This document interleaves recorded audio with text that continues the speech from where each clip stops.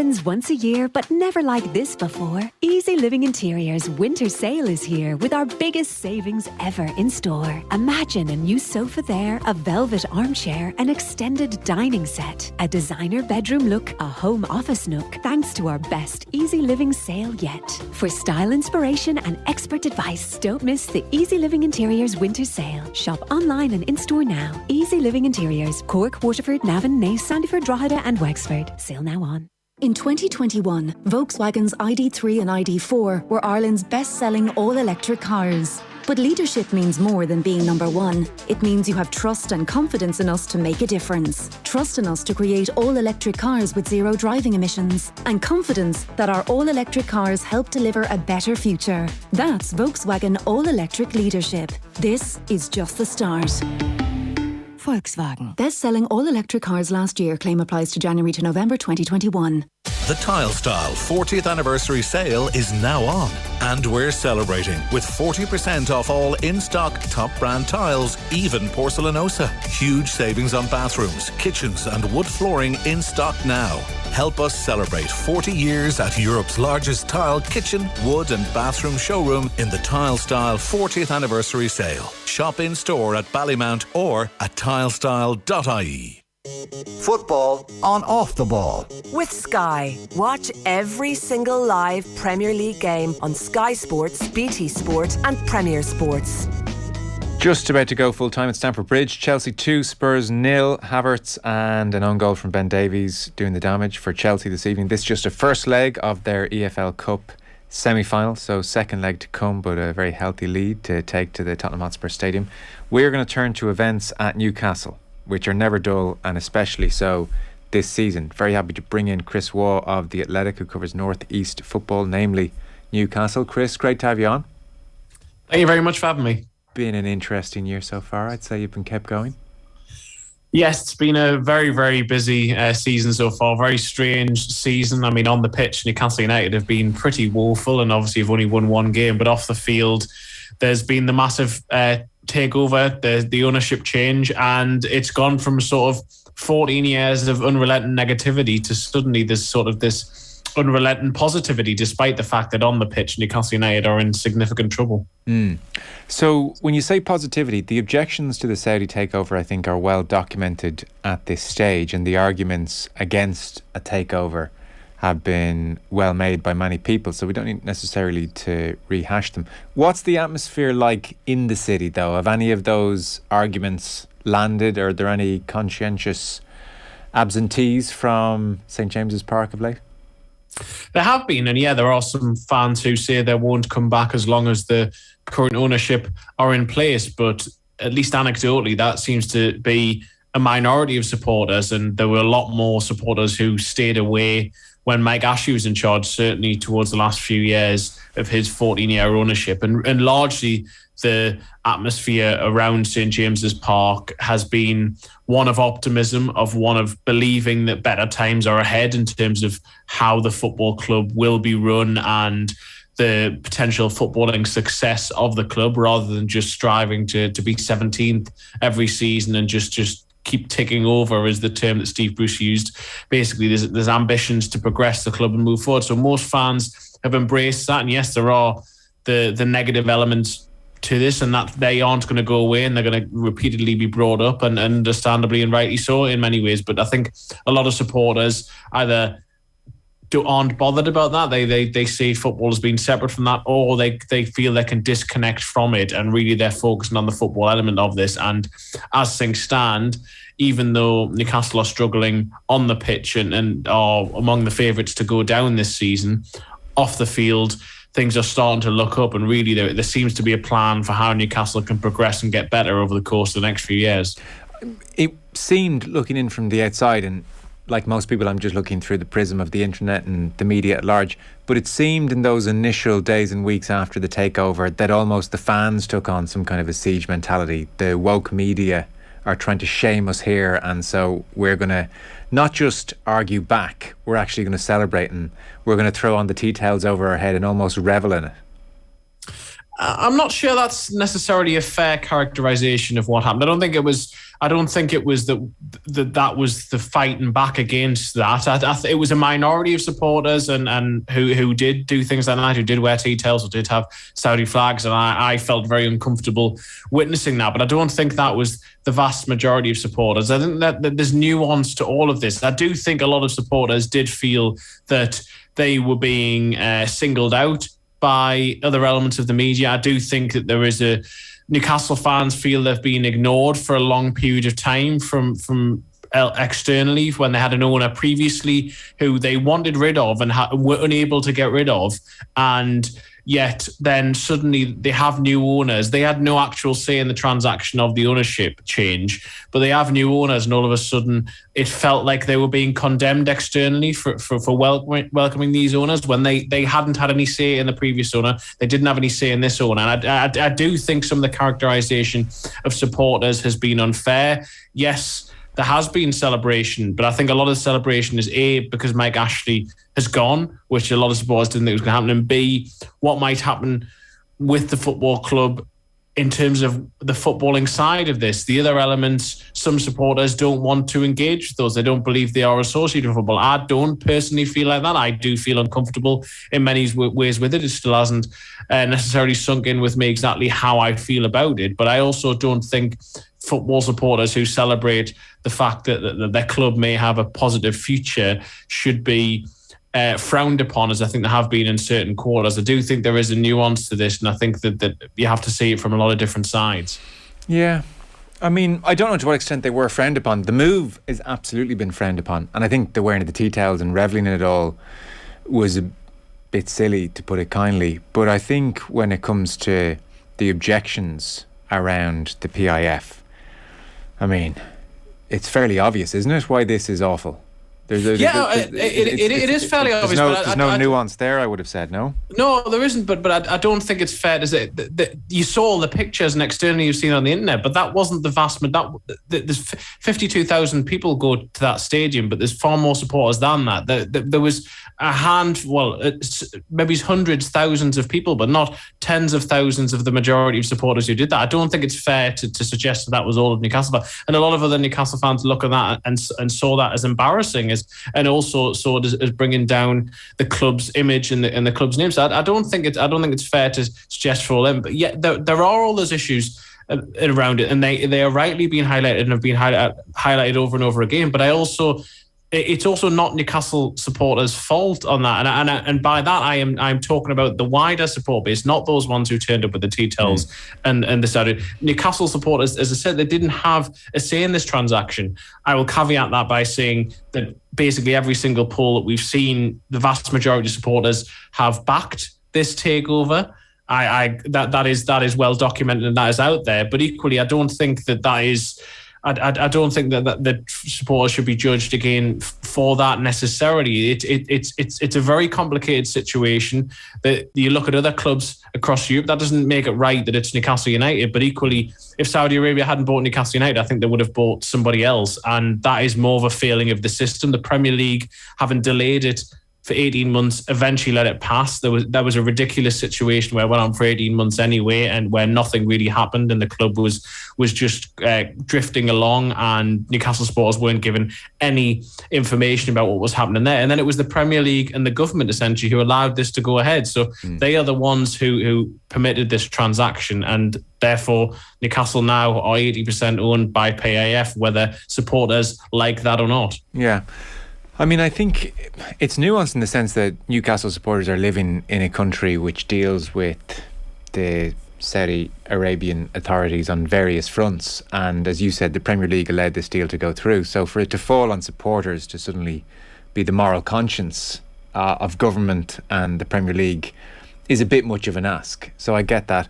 And yet I think the reality is, we've just seen, and not for the first time, and Newcastle supporters are not unique, but we've just seen the realities on the ground, which are very simply, you're bringing a ton of cash, our football teams are about to get better, so therefore we're not really going to worry too much about the very strong arguments against handing over this most prized, I mean it is the most prized asset in some respects of the people in Newcastle, handing it over to the the PIF who have the most abhorrent human rights record. Now, you know, so like that jumps out to me a little bit. I mean, it's a big old trade-off. It's a huge trade-off. I'm surprised when you do those polls that so many fans are willing to go along for that ride, you know, and say, yes, sign us up. I'm not shocked. I get it. I mean, there's going to be an exciting 20, 30 years ahead on the football field, but I am surprised that it's such a majority.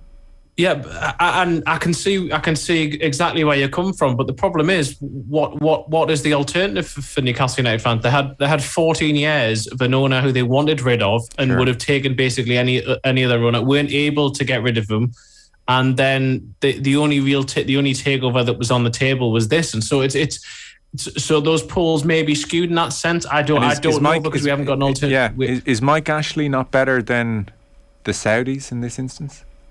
Well, if you're going to look at it from a moral point of view, then yes, I think that in many ways he is. Although a lot of people would argue against his business practices. Although I'm not trying to equate them anything like. No, I take the point. I take the point. But equally, the problem is that Newcastle fans had lived that for 14 years, and they'd not thought that it got to the stage where I think that they didn't think that Mike Ashley was ever going to go. He'd sort of said for years he wanted to sell up and wasn't going to, and this was the only offer in the end on the table. And as I say, it was the Premier League again with the ones who eventually let this through. It is such a complex situation. I understand exactly why people externally would look at it in that sort of situation, but it's very difficult to just say to a Newcastle United fan, so you're just not going to support your club anymore. You've got no interest. Even during the Mike Ashley era, when fans didn't turn up, they still loved their club. They still had that feeling with. I mean, if it was up to me, I believe that football clubs should be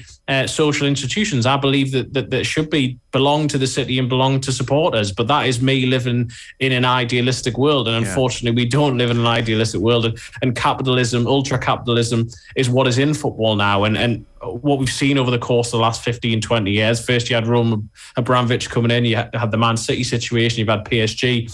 It was inevitable at some stage that Saudi Arabia were going to get involved in football. It happens to have been Newcastle United who they've bought, and some fans don't want anything to do with the club because of that. As I said, anecdotally, that seems to be a significant minority. The vast majority of supporters, or at least, or I think at best, some of them haven't yet decided how they feel about it and are looking at what's happening, and at worst, probably are completely separating one from the other and just see it as football as completely separate from those other elements. Yeah, and I don't mean, by the way, to make you spokesperson for Newcastle fans here, but it's interesting to talk to someone on the ground and who has a sense of how the issue is playing out. And I definitely take your point as well, of a certain sympathy for Newcastle fans who had Mike Ashley doing his thing for 14 years, and that was incredibly miserable, and they had no say in that, and then suddenly they get no say in this, and arguably on a certain front it's even more miserable, and they're having other fans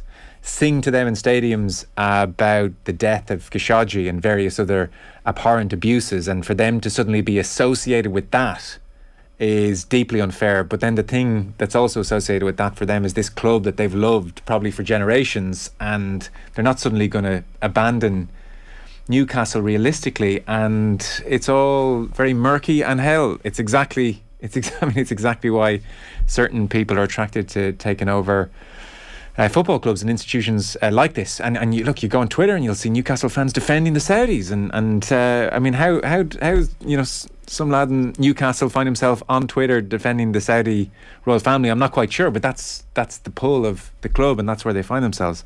So it's a very interesting dynamic to watch unfold. The reason we had you on, by the way, is that they've signed Kieran Trippier. Sorry, went down a bit of a tangent there. They've signed Kieran Trippier, so we are up and running. £12 million. That seems like a good buy, by the way. I mean, these kind of nouveau riche clubs often make some fairly silly purchases when the money is splashing around early on. Trippier seems like a solid enough first move. Yeah, it hasn't been confirmed yet, but it will be confirmed. He's been on Tyneside today. He's had his medical. I think that it's a very shrewd first buy. A lot of the names who were linked initially, you had the likes of Philippe Coutinho, Ousmane Dembele. There was a lot of talk that Newcastle were going to sign all these players who have are probably getting towards the end of their career, or their time at their club is coming to an end, and they're basically being offloaded for big pay packets, and that Newcastle, being this nouveau rich club, would go and sign them. But instead they've brought in Kieran Trippier, who isn't the sexiest name out there. He isn't the flashiest player, but what he will do is he will vastly improve several elements of the Newcastle team. He brings leadership. He improves them both in defence and attack. Eddie Howe knows him well. He won La Liga last season. He started England's Euro 2020 final against Italy and provided an assist early on in that match. He brings wonderful delivery, and so it's a very clever move. He's 31, so he's not young, but equally he still has a few years left in him. He's experienced, and at £12 million for a player who's established, playing in the Champions League and playing for England, I think it is a very good move. Yes, he is going to be well remunerated. I don't think he's going to be paid quite as much as maybe some people are suggesting out there, but he is going to be Newcastle's best paid player. He's going to be the first player at the club at the moment to go above the £100,000 a week mark, but it's not going to be the sort of £250,000 a week that's been suggested that Newcastle may pay to some players. Okay. I mean, this can go well or this can go badly wrong in the short term. Farhad Moshiri turned up at Everton and has spent £500 million and doubled the wage bill, and look where they are. I guess the big question with Newcastle is how much will they be allowed to spend? And I've been trying to look into that a little bit today, and I suspect it's exercised your thinking a lot, so it's great to have you on and get your sense. In terms of money, it's limitless. They are, PIF, last time I checked, 320 billion is their worth. Now, the other owners combined in the Premier League are worth about 77 billion. So they're 14 times the wealth of Man City. So they could spend forever and a day and be just fine. Financial fair play comes into this, or profitability and sustainability rules as we call it now. I've seen various efforts to try and get a guess as to what they can spend. You're allowed a loss of 105 million over 3 years. Mike Ashley, bless him, has Newcastle in a profit of 100 million, so that gets them up to 205 million over 3 years. And then I suppose where, Chris, this could get very interesting is that new commercial and sponsorship deals will be a factor here. And we've seen Man City sign some suspiciously large deals over the years. So how much will Newcastle have to spend over the next couple of years? Where are we in this? I mean, that's a very complex question that you've asked me to answer this short. I mean, there's various elements to that. I mean, when you mentioned the commercial deals, Newcastle will look to strike commercial deals, although other Premier League clubs have already tried to move to limit that. There are new rules in place, and now any deals which are struck have to be basically judged by the Premier League independently and then decided whether they're a fair market value. It's going to be a very complicated system, but that may limit Newcastle's ability to bring in some of the commercial deals that they want, or at least the size of the commercial deals. So the likelihood of Newcastle's new shirt sponsor being Saudi tourism for 3 billion, very unlikely. Well, very unlikely that it would be for 3 billion. I think it is likely that there will be some Saudi link at some stage, but in terms of whether they can get the sort of values that they maybe thought previously, they may be tempered because of this new rule, and so they decide whether it's fair market value, and if it is, then they may have to accept less from it. In terms of what I think the point that needs to be get across is, and I understand that the quote-unquote richest club in the world now, and in theory they are with the owners that they have, but the message that has been drilled into me even before the takeover happened and subsequently since then is that Newcastle are not going to just throw money at this, though. They will spend money and they will invest, but the idea for PIF getting involved long term, they want a return on their investment, so they will invest with the idea that Newcastle they bought for 305 million. They'll probably put several hundred million over the course of several years into the club. But the idea is they want Newcastle to be worth 2-3 billion in the course of the next few years, and then that they can make a return on the investment. So they want organic growth. And when I was talking about Kieran Trippier's wage, that's part of the thinking here as well, is they don't want to bring in players now all of a sudden on 250, 300 grand a week when the rest of their squad are on less than £100,000 a week, some of them comfortably less than £100,000 a week.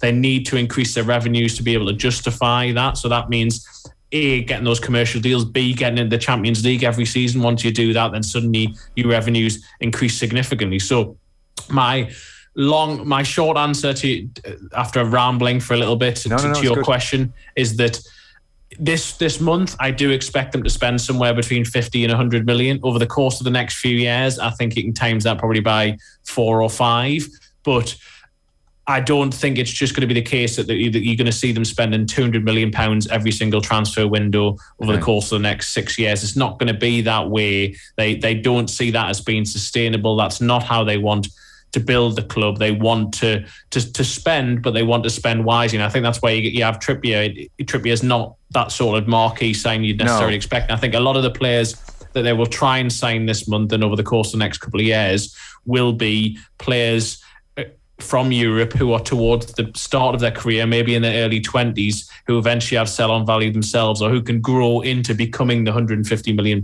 players at Newcastle themselves, rather than Newcastle signing them as the £150 million players now. Yes, okay, yeah. He's not quite Trippier. He's not quite the Robinho signing that we all remember. No.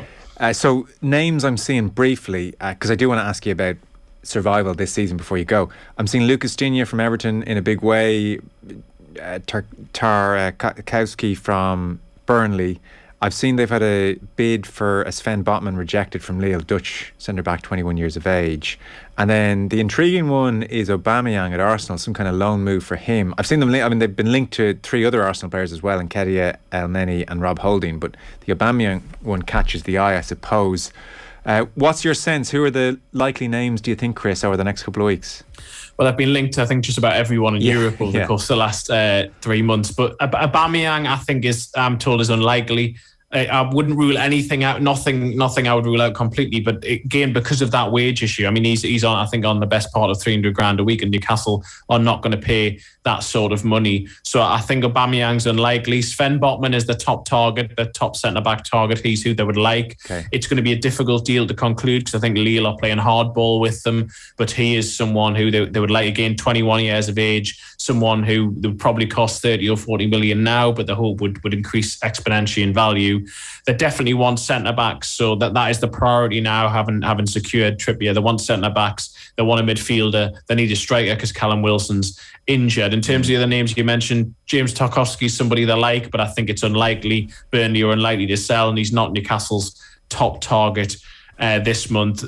I think that they have a lot of targets for each position because they realise how difficult and complex this window is, given their own position, given the difficulty of dealing in January anyway.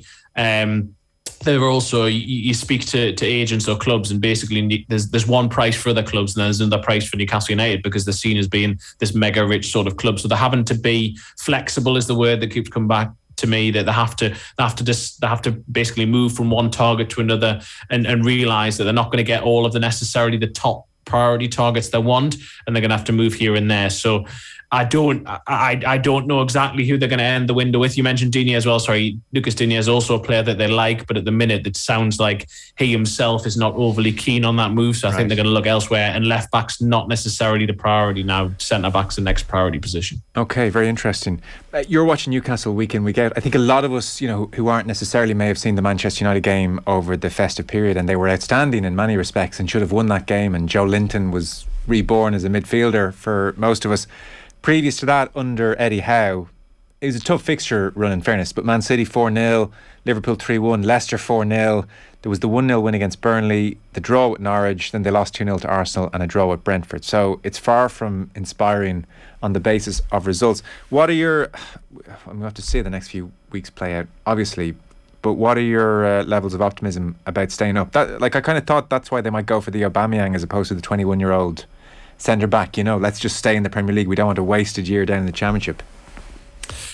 No, yeah, I can see where you come from there, but I just don't think that's the way that they're going to go. Come the end of the window, if they get into panic stations, particularly if they don't beat Watford a week on Saturday, which is an absolutely massive game for them, the team directly above the relegation zone. If they win to win that game, then maybe they will start to panic and plans will change towards the end of the window. I think that it's very much touch and go as to whether Newcastle survive. Eddie Howe has definitely made an impact in terms of there is now a style of play that you can see Newcastle are trying to play that maybe wasn't there before.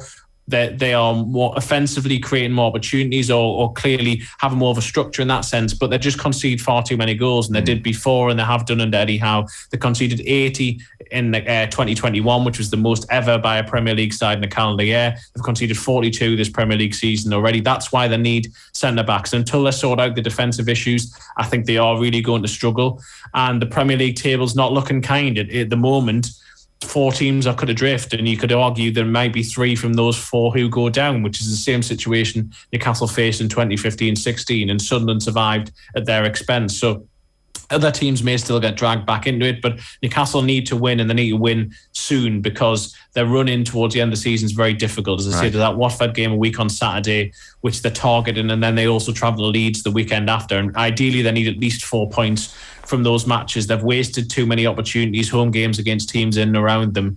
And so I think that January is not just vital off the pitch, it's vital on it. They need to pick up results, and they need to pick them up very quickly. So I do think that they will. I do think they will survive, just because I think they're going to do enough business this month to do so. But I don't think that's guaranteed by any stretch, and it's going to be a long slog through towards the end of the season. I think it is going to be touch and go. Okay, listen, Chris, really good chat. Enjoy that. Thanks so much. Thank you. Cheers. That's Chris Waugh there, who writes for The Athletic, covers North East football, namely Newcastle. We'll take a short break. Football on off the ball. With Sky, proud partner and supporter of the Republic of Ireland women's national football team. This is News Talk. It only happens once a year, but never like this before. Easy Living Interiors winter sale is here with our biggest savings ever in store. Imagine a new sofa there, a velvet armchair, an extended dining set, a designer bedroom look, a home office nook, thanks to our best Easy Living sale yet. For style inspiration and expert advice, don't miss the Easy Living Interiors winter sale. Shop online and in-store now. Easy Living Interiors, Cork, Waterford, Navan, Naas, Sandyford, Drogheda and Wexford. Sale now on. With CAO on your mind, your ambition seeks its own inspiration in ideas that start small but go on to change the world. UCD